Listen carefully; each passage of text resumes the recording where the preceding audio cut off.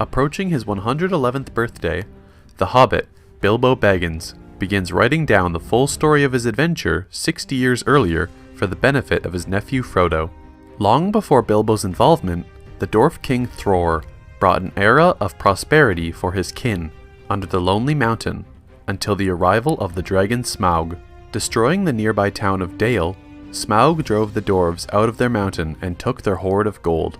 Thror's grandson, Thorin, sees King Thranduil and his wood elves on a nearby hillside and is dismayed when they leave rather than aid his people, resulting in Thorin's everlasting hatred of elves. In the Shire, 50-year-old Bilbo is tricked by the wizard Gandalf the Grey into hosting a dinner for Thorin and his company of dwarves. Gandalf's aim is to recruit Bilbo as the company's burglar to aid them in their quest to enter the Lonely Mountain.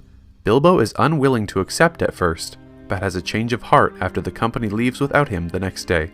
Bilbo races to join the company. Traveling onward, the company is captured by 3 trolls. Bilbo stalls the trolls from eating them until dawn, and Gandalf exposes the trolls to sunlight, turning them to stone. The company locates the trolls' cave and finds treasure and elven blades. Thorin and Gandalf each take an elf-made blade, Orcrist, and Glamdring. Gandalf also finds an elven dagger, which he gives to Bilbo.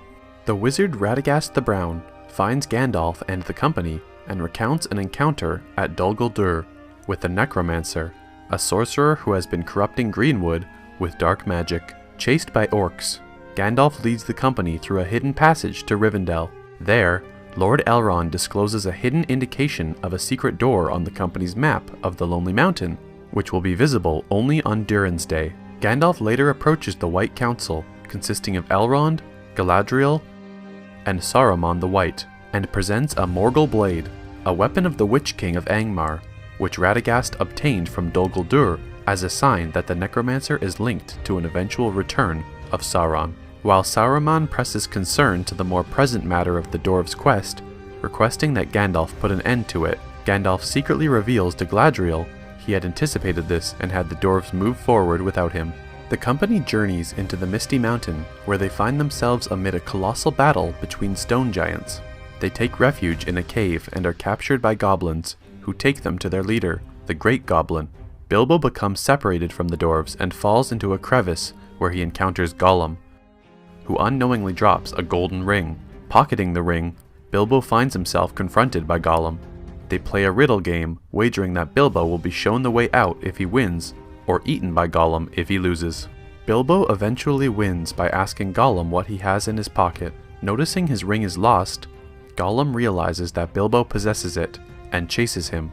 Bilbo discovers that the ring grants him invisibility, but when he has a chance to kill Gollum, Bilbo spares his life out of pity, and escapes while Gollum shouts his hatred towards the hobbit Baggins. Meanwhile, the Great Goblin reveals to the dwarves that Azog, an orc war chief who killed Thror and lost his forearm to Thorin in battle outside the Dwarven Kingdom of Moria, has placed a bounty on Thorin's head.